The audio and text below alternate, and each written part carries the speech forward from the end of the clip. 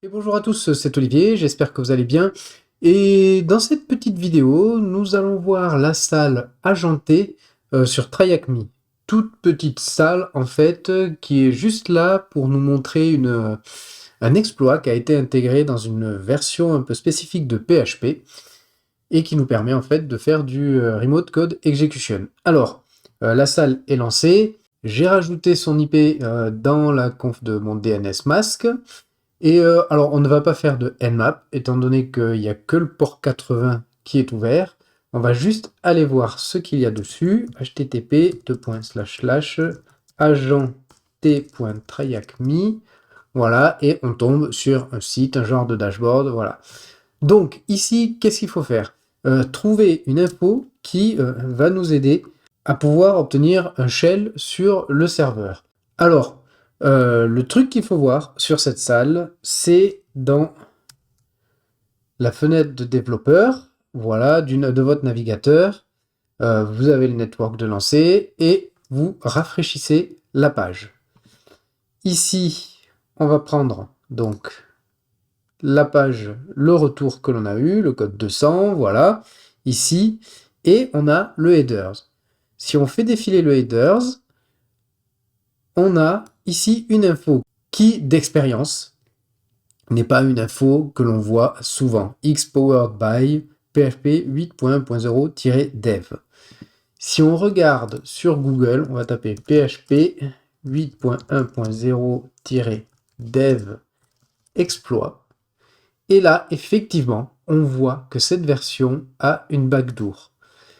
Donc, si on lit le code, en fait, apparemment, je ne sais pas où est-ce que c'est marqué, voilà, que en fait, la base de données PHP Sites User Database was hacked. En fait, ça a été hacké et une personne a décidé de mettre une backdoor dans le code PHP. Pour faire fonctionner cette backdoor, en fait, il faut utiliser dans le header un user agent. Et comme ici on peut voir, on a 2 T.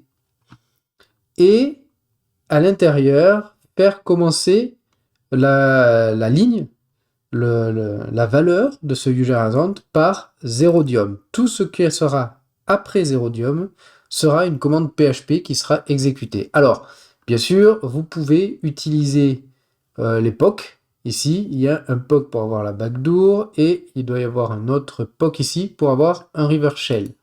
Vous avez le POC ici, ça marche très bien, mais pour le fun, on va le faire à la main on va utiliser Burp Suite. Alors, on va commencer, on va taper Burp Suite, voilà, on va le lancer.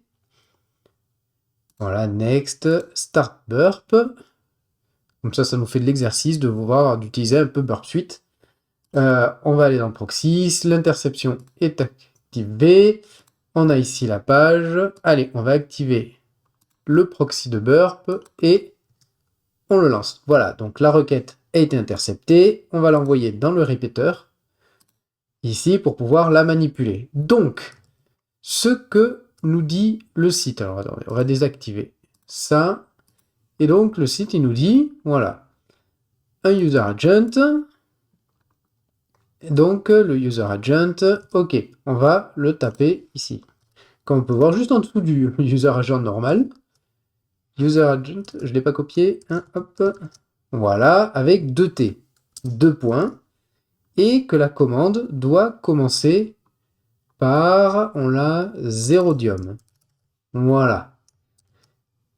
Si on veut voir exactement après ce qu'il faut mettre dessus, on peut effectivement regarder le backdoor. Et le backdoor, ici, on l'a ici. On voit user agent avec 2 T, zerodium, et après, lui, il exécute la commande system, entre parenthèses, et un payload.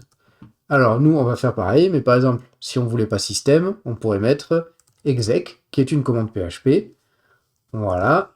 Et là-dedans, on va mettre notre payload. Alors, pour notre payload, c'est tout bête.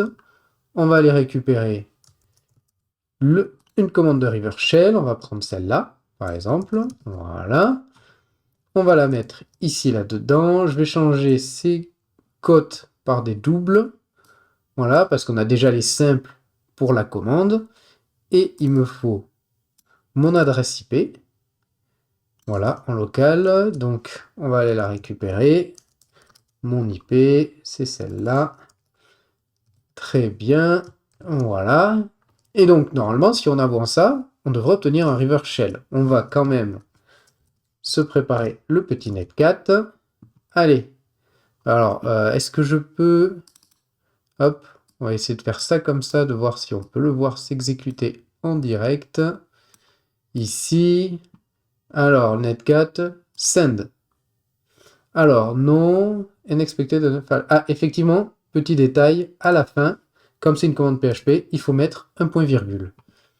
Alors, send, et comme vous voyez ici, on vient de le voir s'exécuter. On a obtenu un reverse shell. Alors, je remets ça ici. Voilà, et si je tape ID, on voit que je suis root ou amaille.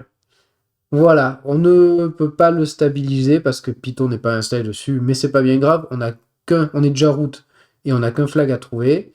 Le flag, tout simplement, alors bien sûr vous pourrez regarder dans cd/root, mais il n'y a rien. Et en fait, il suffit juste d'aller dans slash ls, alors ls-lh, voilà, et ici on a un flag.text. Un petit cat flag.text et on obtient notre flag. Voilà, juste mini-salle qui nous montrait l'exploit qui avait été inséré dans une des versions de PHP et qui est ultra dangereuse. Voilà, voilà, ben, j'espère que ça vous a plu et je vous dis à très bientôt. Tchuss!